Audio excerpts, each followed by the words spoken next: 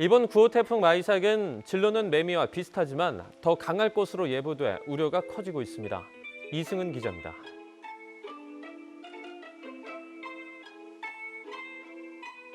그 두 번째 태풍이 왔을 때도 똑같은 현상이 일어났어요. 똑같은 위치에 차가 돼 있었고, 뭐 어떻게 고치겠다 이런 장담도 못 하고 있고 그냥 계속 시간만 가는 겁니다. 지금 기술 문의만 해놓았다 치고 지금 만 2주 지났습니다. 오늘 3주째 지금. 서비스 3년까지만 보상이 되고 나머지는 무조건 고객 책임이다. 이렇게 딱 잘라 말할 때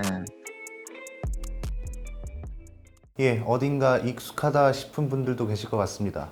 지난달에 저희와 인터뷰를 진행했던 이른바 홍순환 제네시스와 비슷한 장면이었죠. 이번에는 수입차입니다. 아우디 A6 뒷좌석에 물이 고인다는 제보가 들어왔고 해당 차주와 인터뷰를 진행합니다. 아우디 A6는 지난 5월 스타터 발전기 하우징에 습기가 유입되고 이로 인한 합선으로 차량에 화재가 발생할 가능성이 있다는 이유로 리콜을 진행한 바 있습니다. 차주와는 현재 전화 연결이 되어 있는 상태입니다. 이상을 씨 나와 계시죠? 네네. 안녕하세요.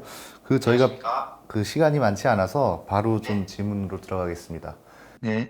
이번에 문제가 된 이상을 씨의 차의 차종이 정확히 어떤 겁니까?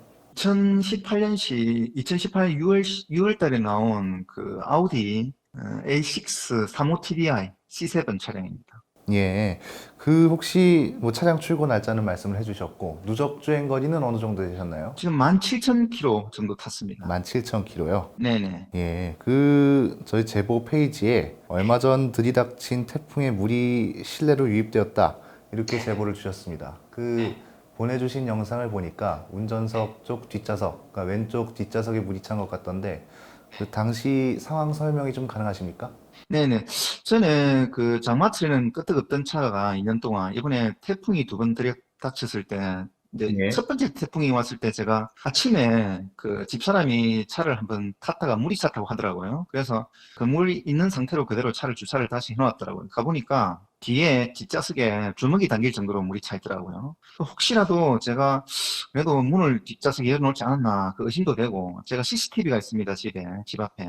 그래서 그것도 확인해보고 또 차량 뒷좌석에 또 젖었는지 안 젖었는지 확인해봤는데 전혀 그런 흔적은 없었고 제가 일단은 당황스러우니까 물을 일단 그 수건으로 빼놓은 상태에서 서비스 센터에 전화를 했습니다. 하니까 한 달 정도 걸린다더라고요. 그 대기 상태가.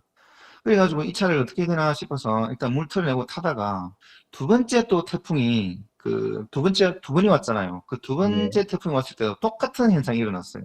똑같은 위치에 차가 돼 있었고 물이 침수가 되는 지역도 아니고 그냥 도로 앞, 집 앞 경사가 진 도로이기 때문에 물이 그냥 흘러내려 버리거든요. 양 끝으로. 근데 똑같은 현상이 일어난 게 너무 당황스러워가지고 제가 차를 몰고 센터에 갔죠. 이게 어떻게 되는지냐. 그러니까 올해만 2번 그 현상이 발생했다는 거죠? 태풍 두 번 때 딱 그랬습니다. 전에 작년 태풍이나 뭐 장마 때는 전혀 이상이 없었습니다. 그러니까 이 당시 상황이 좀 궁금하신 분들이 계실 것 같은데요. 그러니까 비가 많이 온 바로 다음 날 차 안에 물이 차 있던 겁니까? 그러니까 밤새 태풍이 불면서 차 안에 물이 유입된 것이죠. 바람이 워낙 셌으니까 그 바람에 의해서 어디론가 유입이 돼가지고 그렇게 계속 물이 찬 것 같습니다. 알겠습니다. 그 차량의 물은 주먹이 찰 정도로 많이 찼다고 말씀을 해주셨고, 이거를 보니까 아마 보셨을 것 같긴 한데, 지난달에 저희와 인터뷰를 했던 제네시스 G80 사례와 좀 비슷해 보입니다. 그러니까 그때도 드렸던 질문이기도 한데요. 혹시 문이나 창문이나 선루프 같은 게 열려 있지는 않았습니까? 저도 그것을 의심을 했죠. 왜냐하면 저도 완벽하지 않으니까. 그래서 전날에 그 차를 주차했을 때 창문을 이렇게 태풍이 분다고 했으니까 그 조치를 취한 기억도 나고 혹시나 해서 제가 CCTV도 확인을 했어요. 근데 전혀 없었습니다. 뒷좌석으로 물이 들어가는 흔적도 없었고 그러니까 외부에서 유입된 흔적이 없었다 이렇게 이해를 하면 선루프도 될까요? 이상이 없었고 전혀 이상이 없었습니다. 차 외부에서 알겠습니다. 센터에서 인정을 한 부분입니다. 그 부분은. 그 차량을 서비스 센터에 맡겼다고 하셨는데요. 그 서비스 센터 측에서는 해당 문제에 대해서 뭐라고 하던가요? 자기네들도 지금 원인을 그냥 찾는 중이고 일단은 제가 한 5번 정도를 센터에 왔다 갔다 했는데 뒷좌석을 탈거해 놓은 상태에서 차를 말리고 있었고 곰팡이는 그대로 또 밑에 매트 부분을 피고 있었고 위에서 물을 붓는다든지 이렇게 몇 번 해봤다는데 그게 태풍 때의 어떤 상황을 도무지 제어한다면 불가능하다고 봤습니다, 제가. 저도 같이 물을 부어봤지만. 예. 하여튼 그런 상태로 지금 차가 계속 그렇게 대기 중입니다, 일단. 지금 뭐 제보 주신 내용이나 아니면 뭐 사전 연락을 통해서 들었던 내용을 듣고 있으면 그러니까 서비스 센터보다는 아우디 코리아 측에 좀 하고 싶은 말씀이 많으신 것 같습니다. 뭐 제 나름대로는 그렇게 생각을 했는데 그 이유가 따로 있습니까? 네, 이 차가 지금 일단 센터에서 정확한 원인을 찾아서 수리를 해주면 전혀 문제가 없는데, 예. 이게 제가 그렇게 안 되고 원인을 찾지 못하고 일단 뭐 뒷차선을 갈아주고 밑에 매트를 갈아주면서 그냥 타라. 원인이 없다. 어떻게 뭐 고칠 방법이 없다. 이렇게 했을 때 내년 태풍이 또 뭐 오지 말라는 법이 없으니까 그때 또 물이 유입이 된다면 제 무상 기간이 끝나는 시점이 바로 내년 태풍 올 시점입니다. 그러면 그때는 제가 무상 처리를 못 받고 제 돈을 들여서 물을 뺀다든지 뭐 시트를 깐다든지 해야 되니까 이게 저는 납득이 안 가거든요. 원인이 분명히 차 결함 하자로 보이는데 이거를 뭐 수리를 못 해주고 그대로 뭐 고객한테 전가를 시킨다면 이 차를 과연 제가 타야 하나 그 생각이 너무 지금 많이 들고 불안하고 화가 납니다, 솔직히. 지금 혹시 갑자기 궁금한 건데요. 예. 서비스 센터에 입고한 지 얼마나 지나셨나요? 지금 만 2주 지났습니다. 오늘 3주째지요. 아, 그런데 아직도 원인이라던가 수리에 대한 이야기가 나온 게 없습니까? 그냥 중간중간 물을 부어보면서 뭐 호수에 고압을 해서 뭐 틈 사이로 이렇게 뿌려보고 그렇게만 있더라고요. 그러니까 하니까 차를 다 탈관한 상태에서 아 이쪽에 물이 들어가는데 자기네들도 모르겠다. 이런 경우는 처음이다. 그래서 다른 뭐 센터에 뭐 아우디 코리아 측에 기술 문의를 해놓았다. 그런 상태로 계속 대기 중입니다. 시간만 흘러가는 거죠, 지금 일단. 예, 그러면 아직도 차를 못 받고 계신 상태인 거네요. 일단은 A4로 지금 대차를 한 대 받았습니다. 아, 대차를 받으셨고. 예, 예. 알겠습니다. 사실 좀 당황스러울 수도 있을 것 같은데요. 그러니까 지난해에는 이런 일이 없었고 올해만 두 번이나 그렇게 발생한 것인데 네네. 좀 아직도 문제를 해결하지 못하셨다고 하셨고 앞으로 이 문제를 좀 어떻게 해결해 나가실 계획이십니까?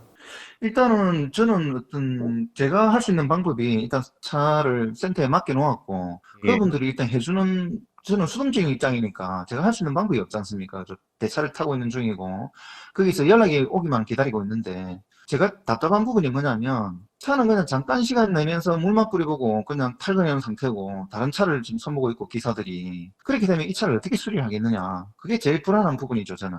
예. 그 지난번 제네시스 인터뷰 같은 경우에는 처음에는 서비스 센터 측에서 고객 과실이다라는 느낌으로 얘기를 하긴 했거든요. 그러니까 혹시 이번에는 뭐 차량의 문제라고 서비스 센터 측에서 인정을 하는 분위기입니까? 네, 서비스센터 기사들도 이게 이해가 안 간다. 문을 열어놓았으면 시트가 위에 젖거나 이런 상태가 돼야 되는데 그런 흔적을 자기네들도 못 찾았거든요. 위에 뭐 썬루프 쪽이나 이쪽에는 워낙 깔끔하니까. 그 다음에 또 트렁크 쪽에도 워낙 깔끔하고. 그리고 차를 탈거했을 때 시트 바로 밑에 양쪽에 물이 고여 있더라. 이거는 자기네들도 지금 이해를 못 하는 겁니다. 근데 뭐 저는 오죽하겠습니까? 그러니까 자기네들도 이해 못하는 부분을 뭐 어떻게 고치겠다 이런 장담도 못하고 있고 그냥 계속 시간만 가는 겁니다. 지금 기술 문의만 해놓았다 치고. 그래서 제가 답답해서 아우디 코리아에 연락하니까 아우디 코리아에서는 자기들은 책임이 없다. 그냥 서비스 센터하고 어떻게 처리를 해야 한다. 이렇게 하니까 너무 화가 나죠, 저는. 예, 알겠습니다. 뭐 처음에 이 문제가 처음 발견됐을 때 당시 심경이 좀 어떠셨을까요? 아, 너무 참담하죠. 솔직히 이런 경우는 처음 당해봤으니까 전혀 문제가 없다가 그 태풍이라는 이유로 바람이 좀 세게 불었다는 이유로 제 차에만 지금 물이 들어가 있는 상태니까 다른 모든 차들은 이 동네에 들어갔던 차들은 그런 문제가 전혀 없는데 예, 그 뭐 고급차인 A6에 이런 문제가 발생했다니까 좀 참담합니다. 솔직히 어떻게 대처를 해야 하나 어떻게 이 수리를 받아야 하나 너무 좀 당황스럽습니다. 솔직히. 알겠습니다. 이 문제를 좀 공론화해야겠다 마음먹으신 이유가 있습니까? 제3의 피해자가 또 나올 수가 있는 부분이거든요. 저 말고라도. 예. 그러니까 제가 그냥 이렇게 그냥 차를 말린 후에 시트 갈고 밑에 매트 갈고 그냥 그렇게 제가 인수를 받았을 때 다시 또 태풍이 왔을 때 일어나지 말라는 법은 없으니까 이런 사태가 그때는 제가 어떻게 보상을 받아야 될지 그럼 분명히 하자가 있고 결함 있는 차량을 응?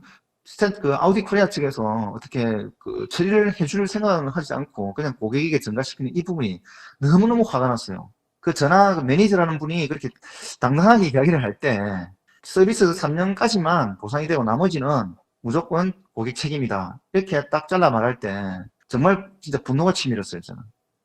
돈이 뭐 한두 푼짜리가 아니고 또 에이킥스라는 이미지가 굉장히 큰데 그런 식으로 나오니까 그 서비스 센터에서도 굉장히 놀라더라고요. 아우디 q 수입할 한 차인데 왜 거기서 그렇게 말을 하나. 자기네들도 조금 당황스러워 하더라고요. 일종의 그러니까 수리 데드라인이 있는 거네요. 보증 기간이 끝나기 전까지 수리를 해야 되니까요. 네네. 책임 회피를 자꾸 하려고 하는 느낌을 받았습니다, 저는. 알겠습니다. 마지막으로 저희나 제조사 측에 하고 싶은 말씀 있으십니까? 그 오토포스터 쪽에 제가 이렇게 제보를 넣은 이유는 이게 좀 많은 사람들이 좀 보셔가지고 또 아우디 코리아 측에서 이 부분을 조금 생각을 좀 깊이 하셔가지고 보장을 좀 해줬으면 좋겠어요. 왜냐하면 같은 문제가 발생한다면 이거는 고객 책임이 아니라 차에 대한 결함이 있으니까 그 부분에 대해서만 3년이 지나도 무상으로 좀 처리를 해주면 좋겠다 이런 마음이 좀 앞선 것도 사실이고요. 사실 그렇게 받고 싶고요. 이건 제 책임이 아니니까.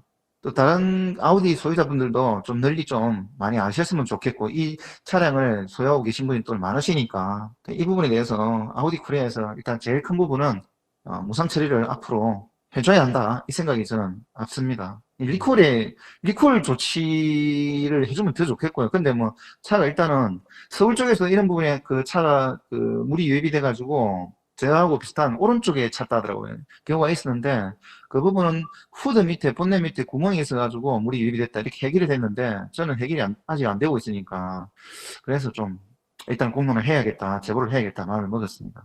알겠습니다. 저희 인터뷰 내용은 여기까지면 될 것 같고요. 차량 물고입으로 피해를 보고 있는 차주 이상의 씨였습니다. 오늘 말씀 감사합니다. 네, 감사합니다. 네. 예, 오늘 인터뷰와 그 외의 영상들을 통해 국산차와 수입차의 문제를 계속해서 다뤄드렸습니다. 오늘 보신 것처럼 국산차에서 발견되는 문제들은 수입차에서 발견되기도 하며 반대로 수입차에서 발견되는 문제가 국산차에서 발견되기도 합니다. 결국 소비자들의 말처럼 브랜드 이미지를 좌우하는 것은 결함의 발생 여부가 아닌 결함에 어떻게 대처하느냐에 있다는 것입니다. 오토포스트 비하인드 뉴스, 오늘도 언론과 저희에 대한 이야기를 해볼까 합니다. 지구상에서 가장 정직하지 않은 인간들, 후보 시절 내내 언론과 마찰이 있었던 미국의 대통령, 그가 언론을 향해 했던 한마디입니다. 언론과의 불안은 계속되었는데 이 당시 언론들은 어떻게 대처했나를 보면 당신은 우리가 누구이며 우리가 왜 여기 있는지에 대한 가장 근본적인 의문을 다시 생각하게끔 만들었습니다. 그 점에서 우리는 고마운 마음입니다. 미국의 한 언론인은 동료들을 대표해 트럼프 행정부에 공개 서한을 보냈습니다. 언론이란 무엇인가에 대한 일종의 답변 같은 것이었겠죠. 어떻게 보도할 것인지는 언론이 정합니다. 당신의 대변인과 대리인에게 얼마큼의 방송 시간을 쓸지는 우리가 결정합니다. 취재 제안을 좋아할 기자는 없지만 이를 또 하나의 도전으로 즐기려는 기자들은 많습니다. 우리는 세세한 것들을 집요하게 취재할 것입니다. 우리는 신뢰를 되찾을 것이고 정확하게 겁 없이 보도할 것입니다. 그리고 언론은 연대할 것입니다. 언론이라면 마땅히 그래야 할 지극히 당연한 규칙들, 이를 새삼스럽게 강조했다는 것은 지극히 당연한 것이기 때문에 막상 행동으로 옮기기가 영 쉽지 않다는 것을 보여주기도 합니다. 이것은 우리에게도 마찬가지일 것입니다. 소통한다 했지만 정작 소통하지 못한 자동차 제조사, 잘못을 인정하기보다는 차라리 도망을 택하는 책임자, 사실 이는 수도 없이 되풀이 되어 왔던 터라 자동차 시장에 관심 있는 분들이라면 그리 놀랍지도 않으실 것 같습니다. 언론과 언론의 역할을 하는 채널을 순치하려는 권력과 권력에 순치된 언론과 언론인, 그 결과는 이미 소비자들 눈에 훤히 드러났습니다. 현바, 현가, 국산차 대변인, 수입차 대변인, 사실 저희는 이 모든 말을 들어온 지도 꽤 오래되어서 이제 좀 나아졌겠거니 싶다가도 신경이 쓰이지 않는 것은 아닙니다. 누군가는 왜 불순한 의도로 영상을 만드냐 이런 질문을 던지기도 합니다. 그래서 저희 역시 앞에서 소개해드린 그 문구로 대답을 대신해야 할 것 같습니다. 당신은 우리가 누구이며 우리가 왜 여기 있는지에 대한 가장 근본적인 의문을 다시 생각하게끔 만들었습니다. 그 점에서 우리는 고마운 마음입니다. 오늘의 비하인드 뉴스였습니다.